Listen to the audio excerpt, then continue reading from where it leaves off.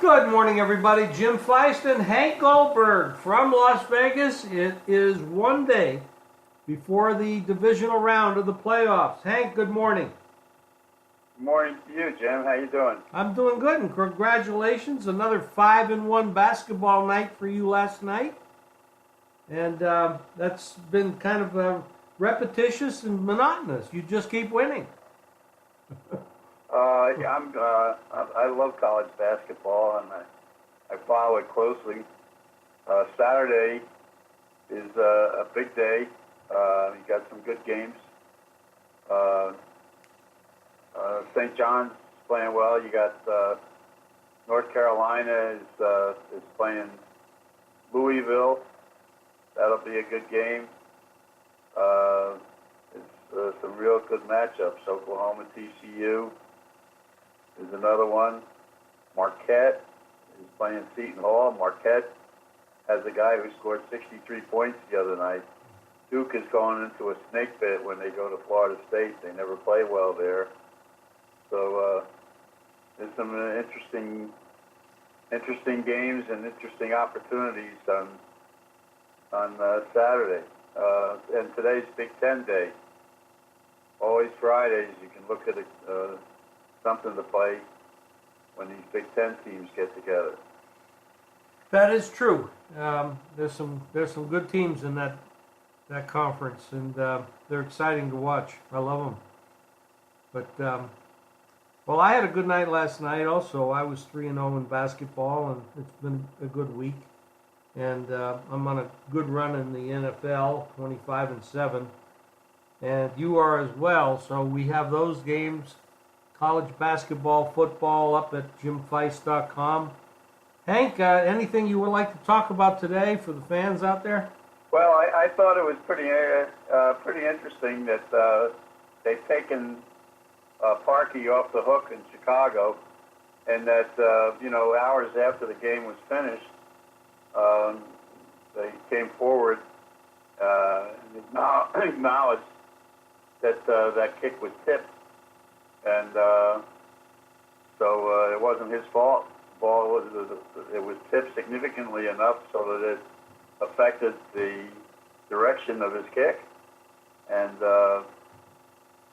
so it didn't get a lot of attention, but they went back and looked at what happened. Was the guy from who tipped the ball says in the post game that he had tipped it. They went back and looked at the frame by frame, slowed it down, and sure enough, really, the kick was misdirected. Well, that probably makes Parkey feel a little bit better. I'm sure maybe the fans will get off his case a little bit. Yeah, they can be nasty. They can drive you out of town. I remember that one Chicago Cubs fan that reached over and got the ball. They burned his house down, I think. It was kind of crazy. You certainly don't want to get in that situation. So, and NBA Sacramento is a team to watch. They're playing pretty well right now. Out west, they're very competitive.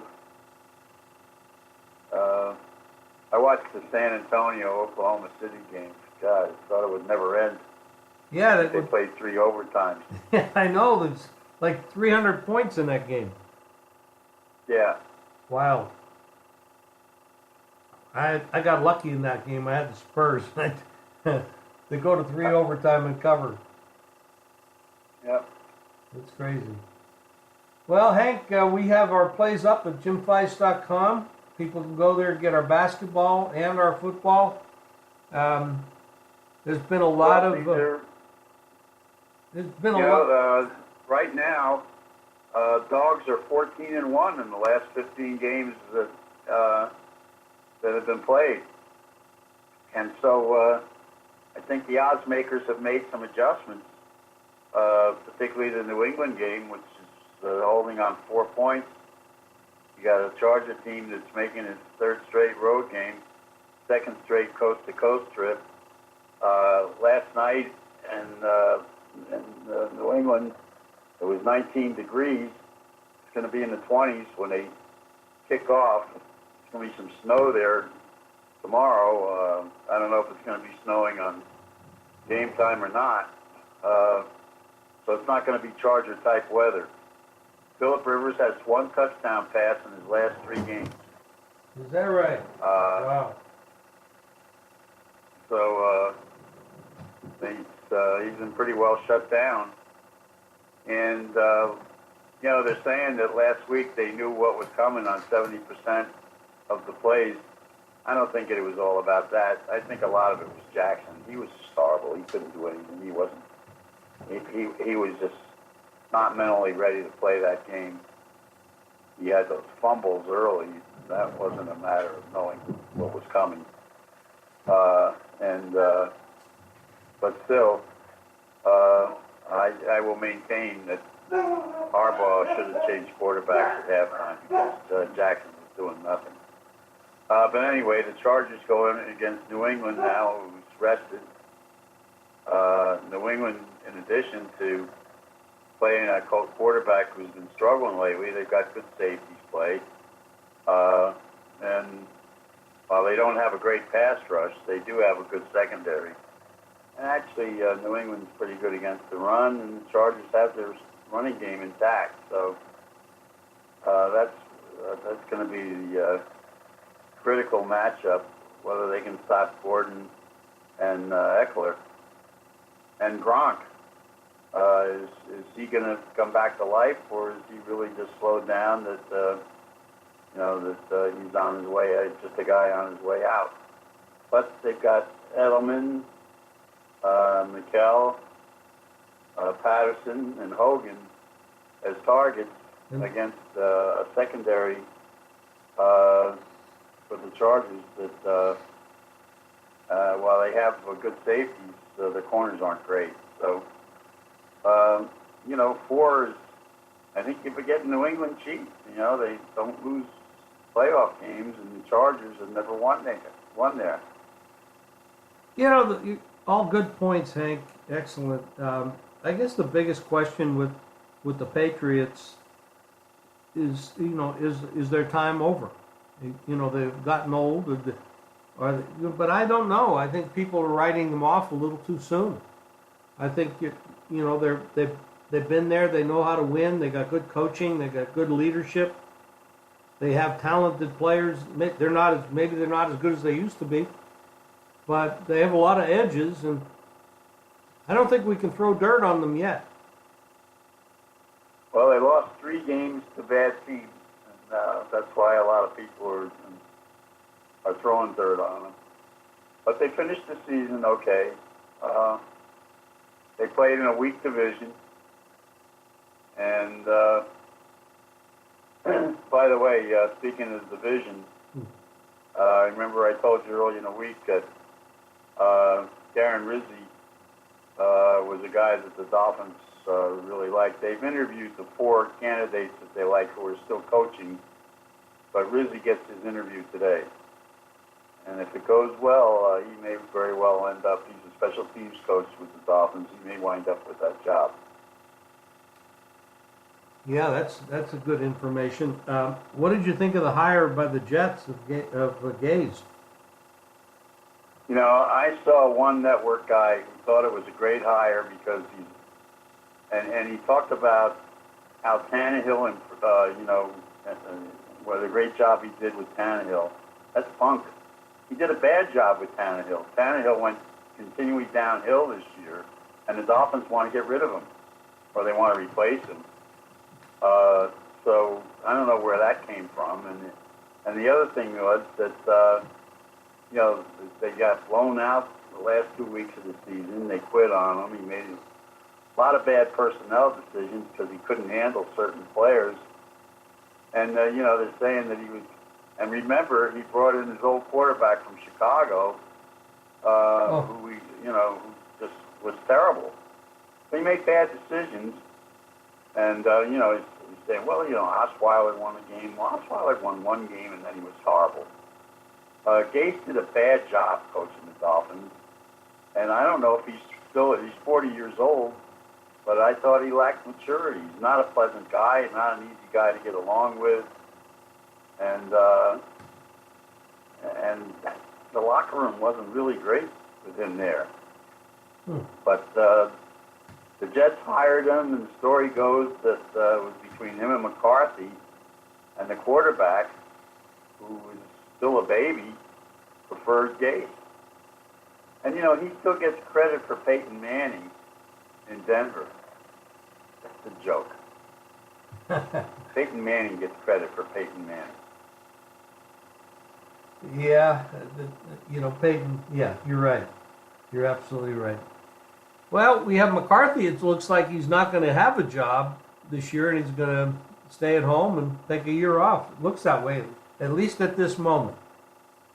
Well, there's only 2 jobs left, and I don't think he's getting either one of them.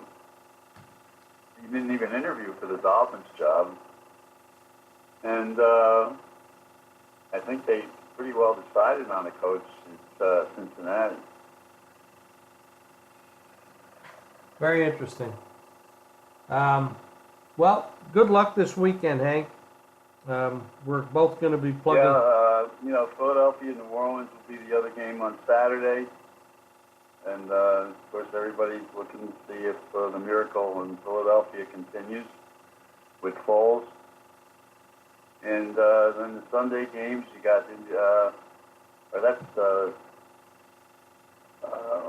well, the Saints is the final game of the week.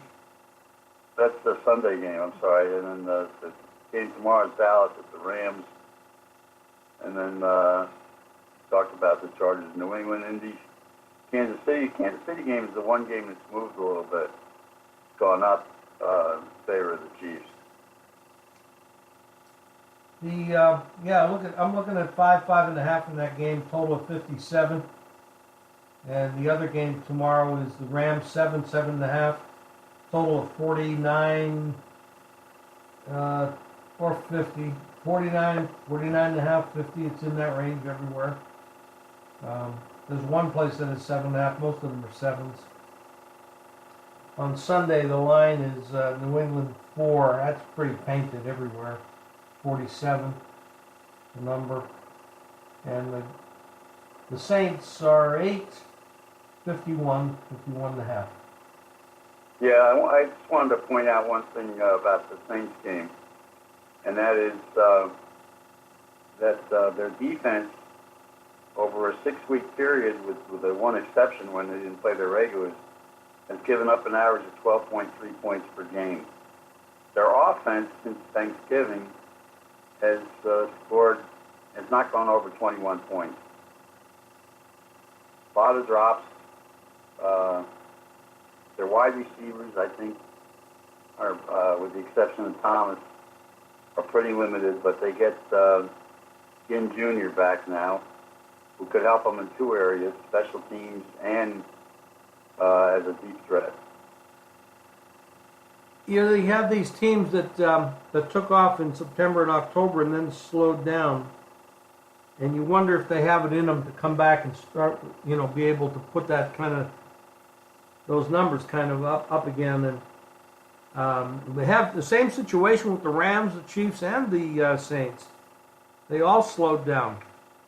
Well, the Rams lost his top receiver to injury, and they say that that's really affected them. So yeah, Cooper Kupp, and then, you know, Kareem Hunt got suspended at Kansas City, and those factors. I mean, those players are important and they're talented.